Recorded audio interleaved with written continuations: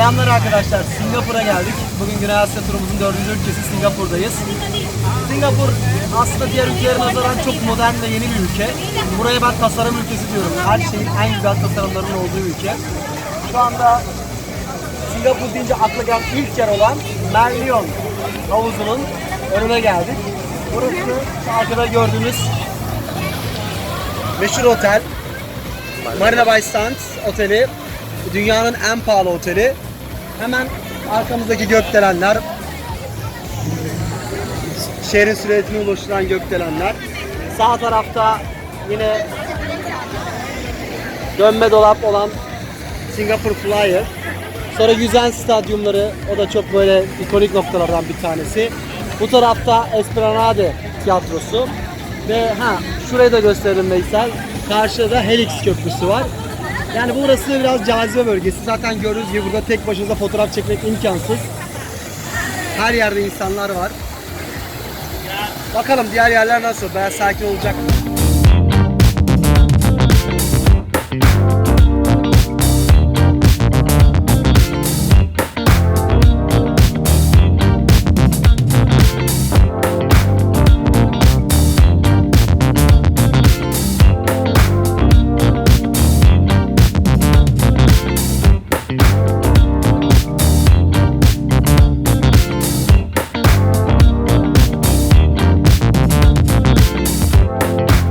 Bugün Singapur'da Bulut Ormanı'ndayız, Cloud Forest'tayız. Görmüş olduğunuz gibi Legolardan bugüne özel bir sistem hazırlamışlar. Çok güzel duruyor. Saat başları da bulut yapıyor, suni bulut yapıyorlar. O bulutlarla da çok güzel bir manzara oluyor. Efsaneler yakalanıyor. Onun için fanuslarda görmüş olduğunuz böcek yiyen bitkiler. Onlar da örneklerini koymuşlar canlı canlı. Belki kameraya belli olur. Böcek dokunduğu anda kapıyorlar. Şu aşağıdaki bilgi notundan da görebiliriz aslında.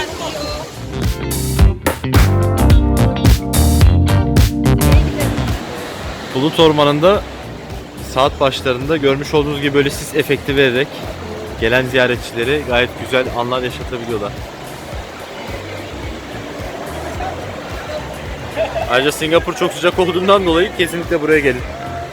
Gayet serin. Selamlar arkadaşlar. Şu anda Singapur'un en özel yerinde olan Gardens by the Bay'e geldik. Burası dünyanın defalarca kez dünyanın en iyi parkı seçildi, tematik parkı seçildi. Arkamda gördüğünüz zaten Avatar'dan fırlamış ağaçlar buranın en meşhur yerlerinden. Buraya geldiğiniz zaman size tavsiyem akşam 4'ten 5'ten sonra gelin. Birçok gösterinin başladığı saatlere denk gelmiş olacaksınız. Çünkü her akşam saat 7.45 ve 8.45'te bu ağaçlarda ve arkadaki ağaçlarda muhteşem gösteriler oluyor. Kendinizi böyle masal yerlerinde hissedebiliyorsunuz. Diğer tarafta da zaten meşhur Marina Bay Sands'in manzarası eşliğinde bir masalsı bir gösteri izliyorsunuz. Yine bu noktada iki tane kubbe olan Flower Dome ve Cloud Dome'da çiçeklerin, dünyadaki bütün çiçekleri bir arada görüp ama Amazon ormanlarının atmosferini yaşayabiliyorsunuz. Gerçekten harika bir park. Mutlaka buraya en az bir gününüzü ayırmalısınız. Singapur'da neredeyiz? Tabii ki Süper TV'lerin olduğu yerdeyiz. Görmüş olduğunuz gibi Avatar filminden çıkma bu ağaçlar. Dünyanın her tarafından ziyaretçiler çekmekte. Biz de geldik gördük. Gerçekten iyi, gerçekten güzel. Birazdan da şovlara başlayacak. Bir ışık şovu yapıyorlar burada her gece. Ümit ediyorum ki bundan da memnun kalacağız. Tabii diğer videolarda size bunları da göstereceğiz. Şovdan sonra görüşmek ümidiyle. Biz izlemeye devam edeceğiz.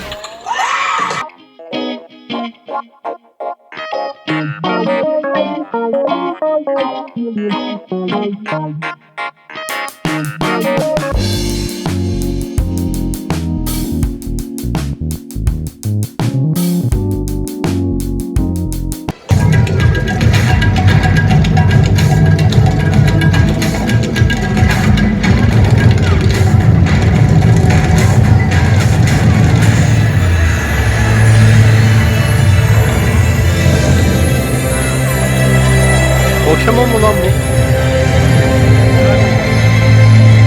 Anka kuşu.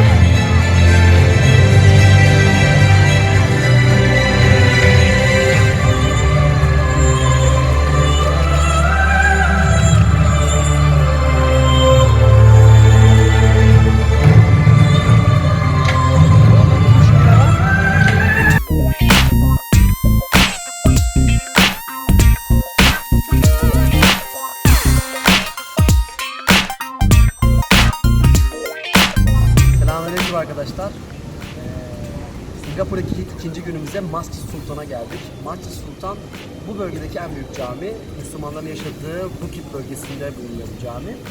Zaten dışarıdan baktığın zaman tepede altından bir kubbesi var. Şimdi bu camileri zaten gördüğümüz zaman biraz daha Türkiye'de işte Sultanahmet Camii ya da Ayasofya gibi yerlerin nasıl bu kadar popüler olduğunu daha iyi anlıyoruz. Çünkü gerçekten buranın en ünlü camisi olmasına rağmen çok standart bir yer. Ama arkanıza da bak göreceğiniz üzere, Veysel'cim içerir misin kamerayı? Bütün turistler buraya gelip bu camiyi çekiyorlar. Evet, caminin dışına geldik. Şu anda cami gerçekten baktığınızda harika bir dizaynı var. Yani çok böyle eski zaten tarihi bir cami değil. Ama burada dikkatimi çeken bazı şeyler oldu. Mesela abdest alınan yerlerin hepsinde sanitasyon malzemeleri var.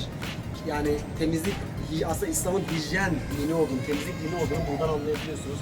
Wi-Fi'si var.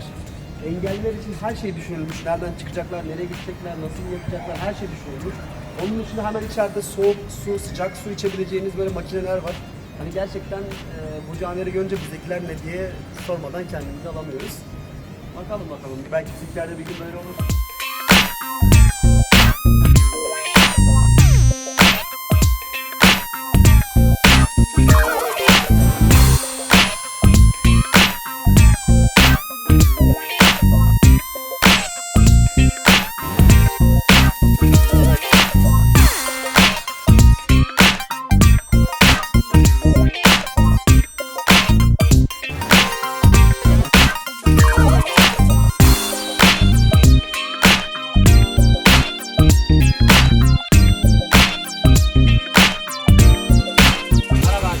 Şu anda Bukit bölgesindeki Taoyuan Chart Tapınağı'na geldik.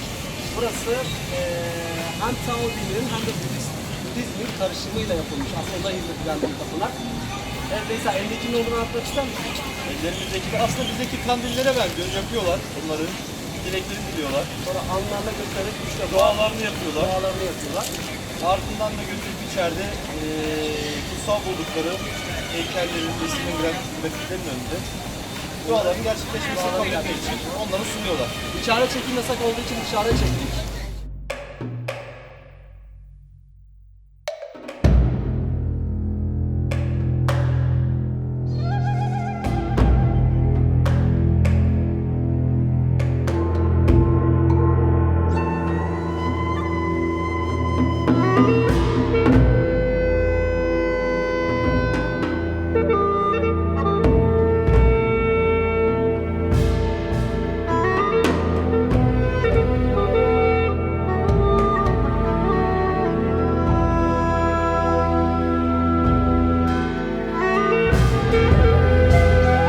Singapur dünyanın en kozmopolit şehirlerinden bir tanesi. Şehri gezerken bir bölgeden bir bölgeye geçerken bir bakıyorsunuz Budist bölgesindeyken sonra Malay bölgesine, sonra Arap bölgesine, sonra Müslümanların bölgesine, bir yerden Taocuların bölgesine gidebiliyorsunuz. Bütün tapınaklar yan yana, bir cadde üzerinde bakın ileride Hindu tapınağı var, hemen yanında Taoizm tapınağı var. Az önce de geldiğimiz yol itibariyle 100 metre ileride Masjid Sultan adı verilen Müslümanların merkezi var. Yani inanılmaz huzurlu ve barışçıl bir yer diyebiliriz aslında. Hiçbir sorun yok. Etnik kökenler arasında ya da halklar arasında herhangi bir çatışma yok. Gerçekten dünyaya örnek olması gereken bir şey. Hep güzel şeylerinden bahsettik. Biraz da din istismarından bahsedelim. Bakın şu gördüğünüz mesela bir Budizm'e ait eşyaların satıldığı bir dükkan. Bakın her şey aslında dua etmeniz gereken yerler ama önlerinden bir şeylere para atmadan, bir şeyleri satın almadan kesinlikle dua edemiyorsunuz. Bu en çok Budizm'de bunu çok gördük. Budizm dinine ait ya da işte diğer Hinduizm'e ait yerlerde gördüğümüz şeylerde.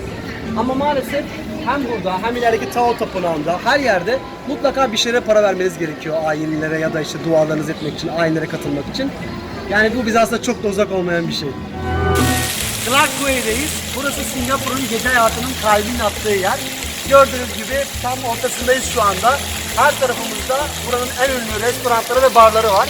Eğer yemek yemek ve gece eğlenmek için buraya gelebilirsiniz.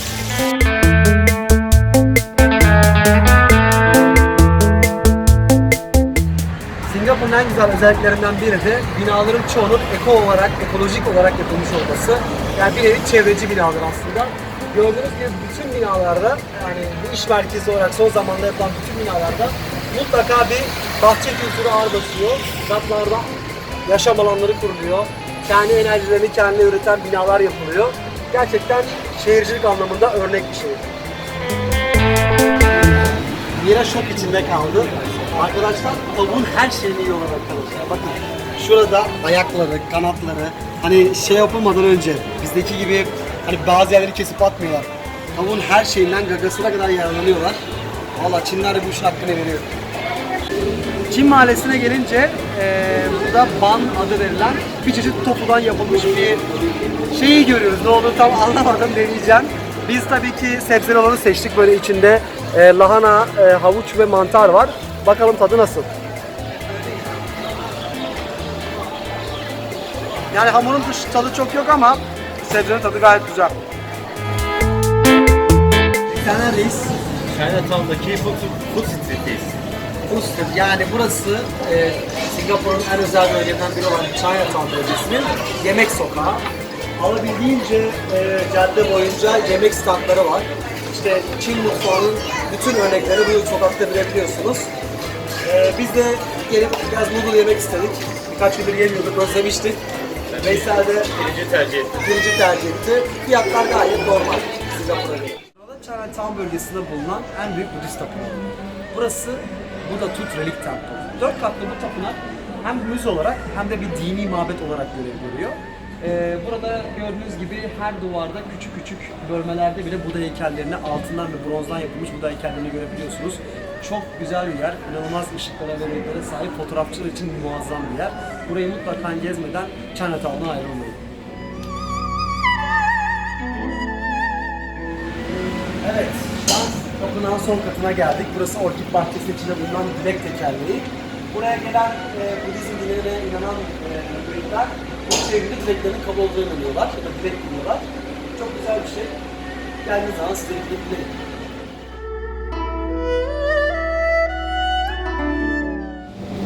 Singapur'da da kimse kitap okumuyor. Bu olaya taktım. Japonya'dan sonra Singapur'a da bakıyorum. Kimse kitap okumuyor. Kandırıldık arkadaşlar.